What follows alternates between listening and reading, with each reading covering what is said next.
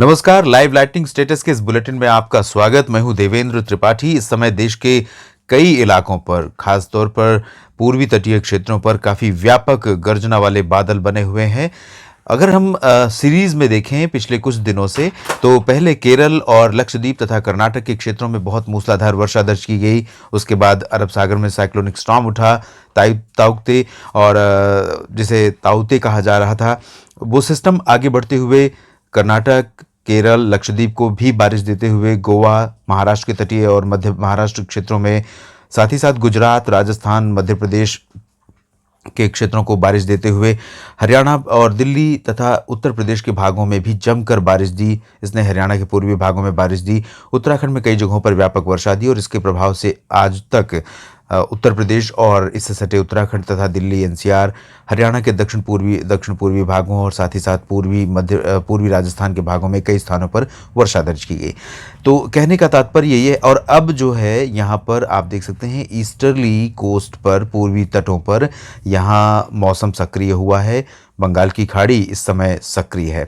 और इससे पहले भी जब हमने बात की थी संभावित साइक्लोनिक स्टॉर्म की, जो कि अंडमान सागर पर विकसित होने वाला है, ऐसी संभावना प्रबल हो रही है, उसमें भी हमने चर्चा की थी एमजेओ का, मॉडर्न जूलियन ओसिलेशन का, जो कि एक एटमॉस्फेरिक फेनोमेना है और जो एक तरह से कह सकते हैं कि ट्रेवल करता रहता है भारत के ऊपर से भी, इस तरह से पश्चिम से पूर्व की दिशा में आगे बढ़ता रहता है। और इसकी जो उपस्थिति है वो हमेशा बारिश के लिए अनुकूल मानी जाती है। और इस समय ये बंगाल की खाड़ी के ऊपर है। बंगाल की खाड़ी पर समुद्र की सतह का तापमान 30 से 32 डिग्री सेल्सियस है। ऐसे में बहुत व्यापक मौसमी सक्रियता यहाँ पर अपेक्षित है, और ये प्रमाण यहाँ पर जो क्लाउड है उनका देख सकते हैं। साथ ही साथ मानसून, दक्षिण पश्चिम मानसून 2021 का आगमन अंडमान व निकोबार द्वीप समूह के दक्षिणी हिस्सों पर आगमन हो चुका है। दक्षिणी अंडमान सागर और बंगाल की खाड़ी के दक्षिण पूर्वी हिस्सों पर आगमन हो चुका है, और इसके आगे बढ़ने के लिए स्थितियां अनुकूल दिखाई दे रही हैं। तो कुल मिलाकर अगर हम पिछले लगभग 15 दिनों पर नजर डालें मौसम पर, तो 15 दिनों से देश के अलग अलग भागों पर एक के बाद एक मौसमी सक्रियता देखने को मिल रही है। और इस समय आप देख सकते हैं पूर्वी भागों में काफ़ी व्यापक लाइटनिंग स्ट्राइक की गतिविधियां संभावित हैं, पूर्वी तटीय भागों पर विशेषकर। इसमें हम झारखंड का उल्लेख कर सकते हैं, साथ ही साथ गंगे पश्चिम बंगाल के कुछ इलाकों का जिक्र कर सकते हैं, और ओडिशा में लगभग सभी जगहों पर बहुत व्यापक बादल बने हुए हैं। यहाँ इस समय घने बादल हैं, कन्वेक्टिव क्लाउड्स हैं, और इनके बीच में लाइटनिंग स्ट्राइक और थंडरस्टॉर्म यानी गरज और चमक, काफ़ी अच्छी खासी गड़गड़ाहट इस समय ओडिशा के ऊपर सुनाई दे सकती है, और लाइटनिंग स्ट्राइक दिखाई दे सकती है यहाँ पर। साथ ही साथ छत्तीसगढ़ के भी दक्षिणी हिस्सों में कहीं कहीं पर वर्षा और गरज के साथ बूंदाबांदी हो सकती है। तेलंगाना के पूर्वी भागों और उत्तरी तटीय आंध्र प्रदेश के क्षेत्रों में कई जगहों पर गर्जना के साथ वर्षा होने की संभावना नजर आ रही है। इसके अलावा आप देख सकते हैं केरल और कर्नाटक के भी कुछ हिस्सों में गर्जना के साथ हल्की वर्षा होने की संभावना है। उत्तरी तटीय तमिलनाडु के क्षेत्रों पर भी गरज के साथ वर्षा होने की संभावना है, तटीय भी और कुछ अंदरूनी इलाकों पर भी।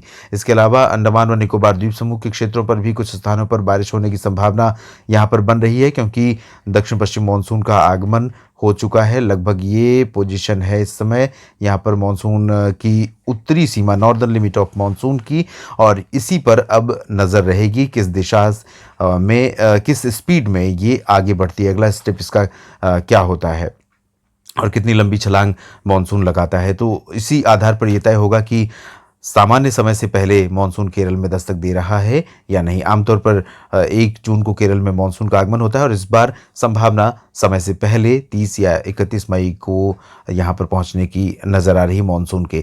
तो ये स्थितियाँ हैं। और लक्षद्वीप में भी कुछ स्थानों पर गर्जना के साथ वर्षा हो सकती है, हो रही है। आज 21 मई है और इस समय शाम के 3 बज रहे हैं, तो कई जगहों पर ये जो लाइटनिंग स्ट्राइक की संभावना इस समय दिखाई दे रही है, ये और प्रबल हो सकती है अगले 2-3 घंटों के दौरान। पूर्वोत्तर भारत में, उत्तर और मध्य भारत के लगभग सभी क्षेत्रों पर फिलहाल अभी कोई लाइटनिंग स्ट्राइक या बहुत अच्छी मौसमी हलचल है, ऐसे संकेत नज़र नहीं आ रहे हैं। आप देख सकते हैं यहाँ पर कुछ गर्जना और बादलों की गड़गड़ाहट संभावित नज़र आ रही है, यहाँ पूर्वी राजस्थान में, कोटा और आसपास के भागों पर भी। लेकिन यहाँ पर जो बादल हैं वो धीरे धीरे और कमज़ोर हो जाएंगे, क्योंकि मौसमी सिस्टमों का, चाहे वो WD हो या लो प्रेशर जो सेंट्रल यूपी पर बना था उसकी बात हो, ये सारे मौसमी सिस्टम आगे निकल जाएंगे और गतिविधियाँ यहाँ पर फिलहाल अभी नहीं होंगी। इस बुलेटिन में भी इतना ही। आप बने रहिएगा मौसम तक चैनल के साथ। मौसम से जुड़ी अधिक जानकारी आपको देने की कोशिश जारी है। अगला बुलेटिन दक्षिण पश्चिम मानसून के अंडमान व निकोबार द्वीप समूह और दक्षिणी अंडमान सागर और दक्षिण पूर्वी बंगाल की खाड़ी में दस्तक देने और इसके संभावित प्रगति करने के बारे में, साथ ही साथ संभावित साइक्लोनिक स्टॉर्म की वर्तमान स्थिति के बारे में उसमें चर्चा होगी। धन्यवाद।